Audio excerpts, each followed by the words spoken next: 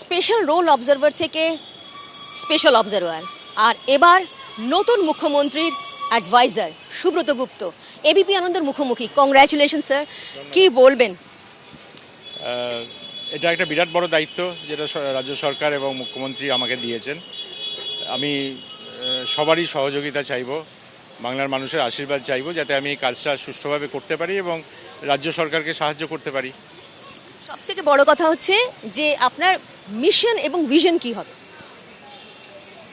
কর্মসংস্থান, মহিলাদের নিরাপত্তা, মহিলাদের ক্ষমতায়ন, স্বাস্থ্য এবং শিক্ষা। শিল্পে বিনিয়োগ? শিল্পে বিনিয়োগ ঠিক ভালো মনে করিয়েছেন। এটা আমাদের সেটা কর্মসংস্থানের সাথে যুক্ত, খুব কাছাকাছি।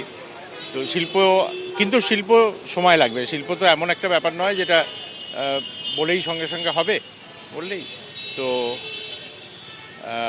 এটার একটু সময় লাগবে, কিন্তু কাজটা এখনই শুরু করতে হবে। বলছি কাজটা যেমন এখনই, আজকেই আপনি যেমন নতুন পদে আসীন হয়েছেন, সেক্ষেত্রে কবে থেকে কাজ শুরু করবেন? আগামীকাল থেকেই, মানে রবিবার থেকে কাজ শুরু হচ্ছে। বলছি আরেকটা বিষয়, আগামী 5 বছর এই পশ্চিমবঙ্গকে কোথায় দেখতে চাইছেন আপনি? আমি আশা করব এটা 60-এর দশকে পশ্চিমবঙ্গ যে ধরনের সমস্ত রাজ্যের মধ্যে যে ধরনের পজিশন ছিল, সেই ধরনের পজিশন আমরা কয়েক বছরের মধ্যেই ফিরে পাওয়ার চেষ্টা করতে হবে আমাদের। আরও একটা বিষয়, সুব্রত গুপ্ত নতুন নাম নয়, কারণ আমরা দেখেছি যে বাম আমলে আপনি এক ভালো গুরুত্বপূর্ণ পদ সামলেছেন। তারপর অবশ্যই তৃণমূল সরকারের আমলে একটা টাসেল হয়েছিল, আপনি ছেড়ে চলে গেছেন। আজকে আবার আপনার প্রত্যাবর্তন বলবো কি? আমি কখনোই ছেড়ে চলে যাইনি। আমি বিভিন্ন কাজ করেছি, যে যখন যে সরকার যে কাজ আমাকে দিয়েছে সেই কাজই আমি করেছি। বলছি আর কি বার্তা দিতে চাইবেন? কারণ এই যে অ্যাডভাইজারের কাজটা তো এত খুব মানে সহজও না, খুব কঠিন কি?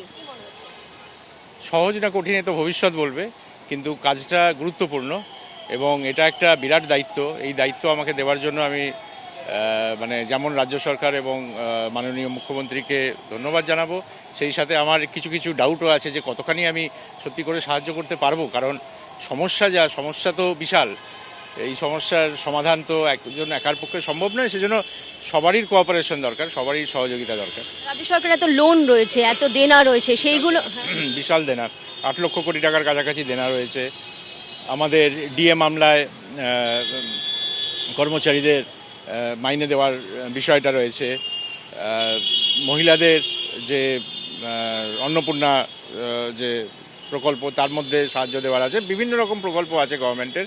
এগুলো কিভাবে করা যাবে সেটা নিয়েই চিন্তাভাবনা করতে হবে আগামী দিনে। আমি আশা করব যে রাজ্য সরকারের গাইডেন্সে আমরা এই কাজটা করতে পারবো। এবিপি আনন্দ, এগিয়ে থাকে, এগিয়ে রাখে।